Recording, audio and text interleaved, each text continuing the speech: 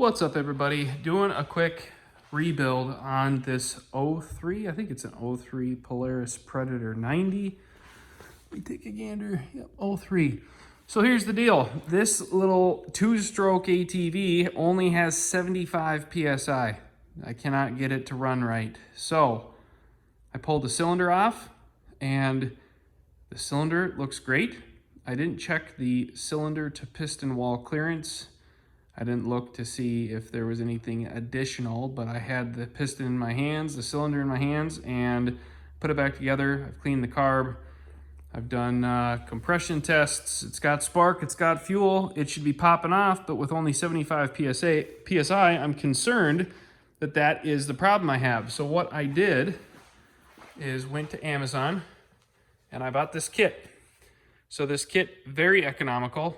It is Namura piston, wrist pin, the needle bearing for the wrist pin. You've got your reed gasket, your base gasket, your head gasket, and your exhaust gasket, all from Namura. And then Niche has the cylinder, the head, and a spark plug. And they also gave me another set of gaskets for a base gasket and a head gasket. I like Namura products. I think it works just fine. And this isn't a high performance crazy machine. I'm not trying to build a bunch of power on this two-stroke. I'm trying to just have a good, reliable youth ATV. So this kit altogether, I'll have linked below if you guys are looking for a good option for getting your youth ATVs up and running. If you've cleaned your carburetor, if you've gone through the roster of checklist items and you're mechanically inclined, I would highly recommend you check this kit out. I'm not too sure if I'm gonna run a hone on this.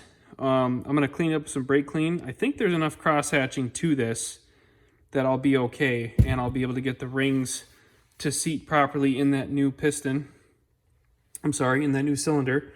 I did check the end gap clearance on the piston rings in the cylinder, so that's good. And I should be set to go. So this thing should definitely produce compression more than 75 PSI, which will help me have a little bit more reliable of a running machine. So I just wanted to do a quick video to show you guys this kit. I was definitely impressed with what I could get here. I used my little caliper here that I've got some feeler gauges, and I'll link a couple things below that I've found to be beneficial when you're wrenching on a couple small youth machines.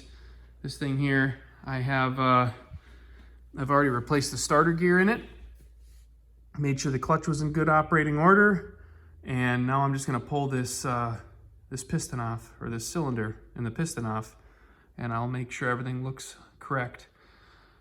This has kind of been a mechanical nightmare with the electronics on it, or the electrical system. So this has a new CDI box, a new coil pack.